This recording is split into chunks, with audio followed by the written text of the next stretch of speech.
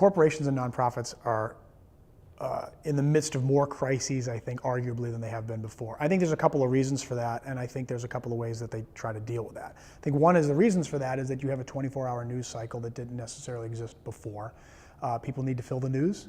You see that with politics. You see that a lot with corporate issues. I think the BP oil spill is a classic example of that. Once they got caught up in this maelstrom of every single day there's a new revelation, depending on how you spin it, it looks really bad. It may not be totally factual, but it's out there. News moves with great speed. And you also have a very, I don't think egalitarian is the word, but a grassroots research movement. Wikipedia, the internet, Twitter, things move partly at lightning speed, but people research these things at lightning speed.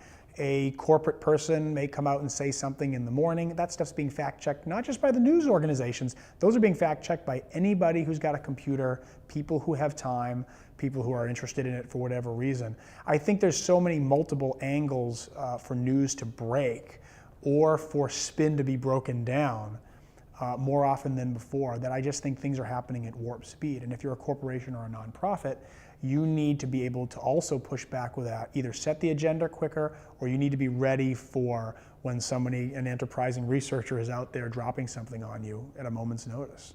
I think over the course of the last 15 or 20 years, there's just been a lot of volatility in a lot of different arenas. We've seen a lot of financial volatility over the last 4 to 5 years. Really, you can argue in the last 10 to 20 years, but certainly in this century, there's been a lot of financial volatility. There's a ton of political volatility. If you just look at both state and federal government, the Congress is switching every 2 years at this point.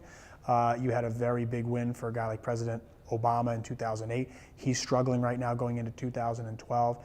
And a lot of that is grassroots movements. The Tea Party had a huge influence in 2010. I think there's a lot of volatility in society. I think people feel it, and I think that is translating into the world that corporations and nonprofits, politicians have to work in.